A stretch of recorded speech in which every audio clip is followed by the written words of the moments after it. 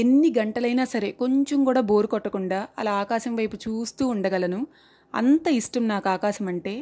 పొద్దున్నుంచి కొంచెం కూడా గ్యాప్ లేకుండా ఫుల్గా వర్షం పడుతుంది. నాకు ఎందుకో సడన్గా గార్డెన్ టూర్ చేయాలనిపించింది. మీరు కూడా మన మొక్కలు చూసి చాలా డేస్ అయిపోయిందిగా. ప్రస్తుతం మన గార్డెన్ పరిస్థితి ఎలా ఉంది, అలానే కొత్త మొక్కలు ఏం తెచ్చామో అదంతా కూడా చెప్తాను.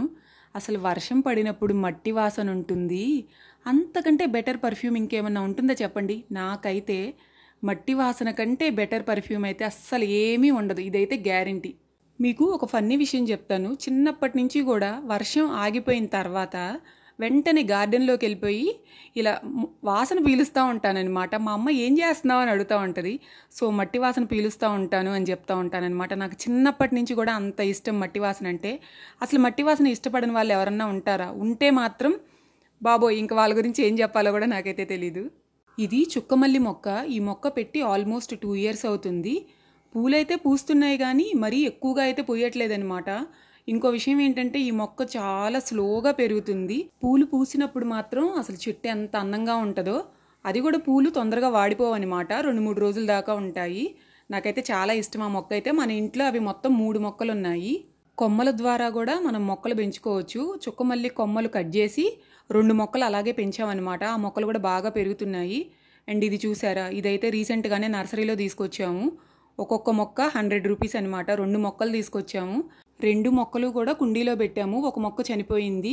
సరేలే అని చెప్పి వెంటనే ఇంకో మొక్కని ఇలా నేలలో పెట్టామన్నమాట. చక్కగా పెరుగుతుంది. అమ్మయ్య అనుకున్నాను నేనైతే. అండ్ ఇది చూశారు కదా, ఇది దానిమ్మ మొక్క.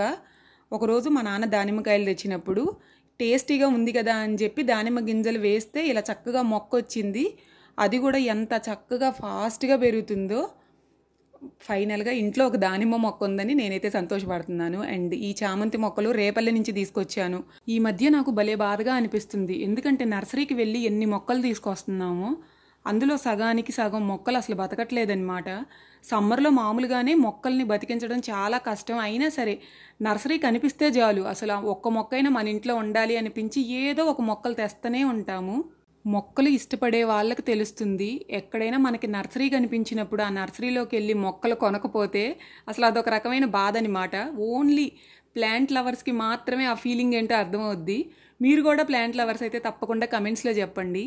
రీసెంట్గా నర్సరీకి వెళ్ళినప్పుడు 2 కరివేపాకు మొక్కలు, డ్రాగన్ ఫ్రూట్ మొక్క, అలానే అంజీర్, ఈ 3 తీసుకొచ్చామన్నమాట. మొక్కలు అయితే అసలు ఎంత బాగా పెరుగుతున్నాయో ఆ మొక్కలు. నాకైతే భలే సంతోషంగా అనిపించింది. అండ్ ఇది చూసారా, ఇది దోస మొక్కో లేదనంటే కీర దోస మొక్కో అర్థం కావట్లేదు. రెండిటికి కూడా పూలు ఒకే రకంగా ఉంటాయి. మీలో ఎవరికైనా తెలిస్తే కమెంట్స్లో చెప్పండి. మొక్కలంటేనేమో చాలా ఇష్టం, కానీ ఉందేమో ప్లేస్ చాలా తక్కువ ప్లేస్ ఉన్న వాళ్ళకి నిజంగా భలే బాధగా ఉంటుంది. అప్పుడు ఇంకా ఉన్న ఆప్షన్ ఏంటి, ఇక కుండీలలో పెంచుకోవడమే అనమాట. చూశారు కదా, ఈ గులాబీ చెట్టు చుట్టూరు మొత్తం కూడా ఇలా పాకుతుందన్నమాట ఈ మొక్క. కొంచెం ఉంటే చాలు ఈ పాకే మొక్కలు ఉన్న ప్లేస్ మొత్తాన్ని ఆక్యుపై చేసేస్తాయి. చూశారు కదా, వర్షం పడినప్పుడు అసలు మొక్కలు ఇంకా బ్యూటిఫుల్గా ఉంటాయి కదా. ఆ వాటర్ డ్రాప్స్ అవన్నీ చూస్తూ ఉంటుంటే నాకు భలే సరదాగా ఆనందంగా ఉంటుంది. ఏ మొక్కైనా సరే పెరగడానికి టైం పడుతుంది. కొన్ని మొక్కలు చాలా ఫాస్ట్గా పెరుగుతాయి, కొన్ని మొక్కలేమో గ్రోతే చాలా స్లోగా ఉంటుందన్నమాట.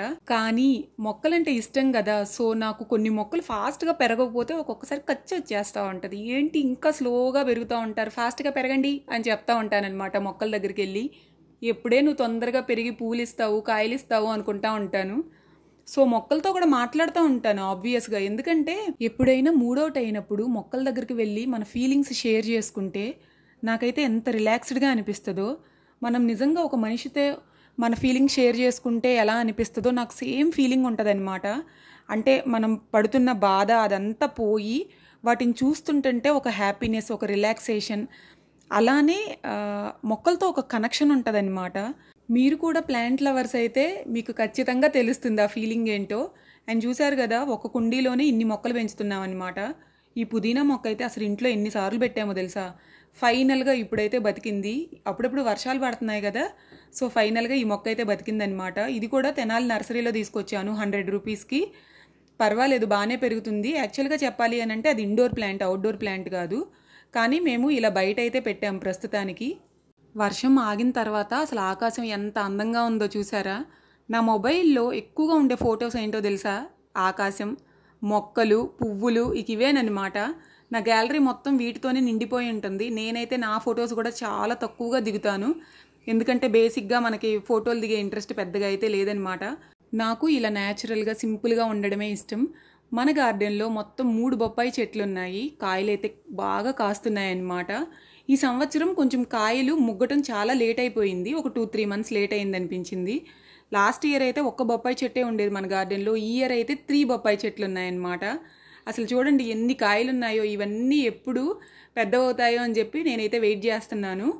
ఇలా మొత్తం 3 చెట్లు ఉండేటప్పటికి అసలు గార్డెన్ అయితే మరింత అందంగా ఉంది. వర్షం పడినప్పుడు ఫొటోస్ తీయడం నాకైతే చాలా చాలా ఇష్టం, ఎందుకంటే ఇలా ఆకుల పైన పువ్వుల పైన వాటర్ డ్రాప్స్ ఉంటాయి కదా, ఈ రెయిన్ డ్రాప్స్, అవి చూసినప్పుడు ఎంత అందంగా అనిపిస్తాయో. సో నా గ్యాలరీ మొత్తం ఈ ఫొటోస్తోనే నిండిపోద్ది. వర్షం పడినప్పుడు గార్డెన్లో ఇలా ఎంజాయ్ చేశాను. ఇంకా చాలా మొక్కలు ఉన్నాయి, అవన్నీ ఇప్పుడు మీకు చూపించడం కుదరట్లేదు. అంజీర్, డ్రాగన్ ఫ్రూట్, సన్నజాజి, విరజాజి, ఇంకా చాలా మొక్కలు ఉన్నాయి. అవన్నీ కూడా చాలా చాలా బాగా పెరుగుతున్నాయి. అవన్నీ కూడా ఈసారి ఇంకో వీడియోలో మీకు చూపిస్తాను. మళ్ళీ కలుద్దాం నెక్స్ట్ వీడియోలో. అప్పటి వరకు బాయ్.